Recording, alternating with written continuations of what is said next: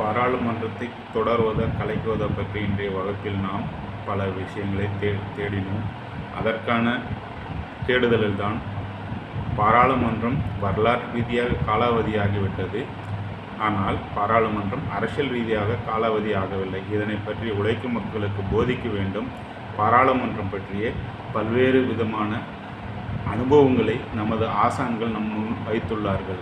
அதன் அடிப்படையில் நாம் அதனை புரிந்து கொள்வதும் அதன்படி பாராளுமன்றம் உண்மையாலுமே யாருக்காக செயல்படுகிறது என்பதை இடதுசாரிகள் மக்களுக்கு போதிக்குவதும் அவசியமாகும்.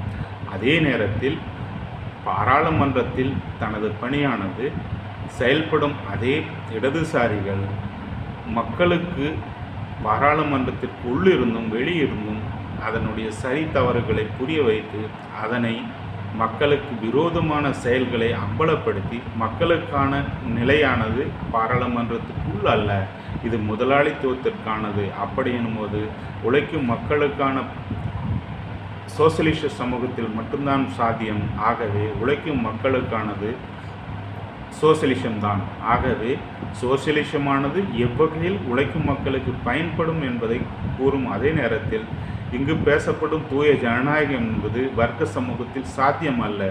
ஏனென்றால் இரண்டு பிரிவுகளாக பிரிக்கப்பட்டுள்ள ஒரு சமூகத்தில் ஒடுக்குபவனும் ஒரே வகையில் எப்படி ஜனநாயகமாக செயல்பட முடியும்?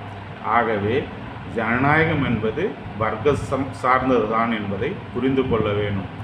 பாரிஸ் கம்யூன் படிப்பினைகள் என்பது நாடாளுமன்றம் மக்களை ஒரு எண்ணிக்கையிலாகவும் குறிப்பிட்டு யார் அவர்களை ஆளுவது என்ற நிலையையும் புரிந்து கொள்வதற்காக தொடங்கியது தான்.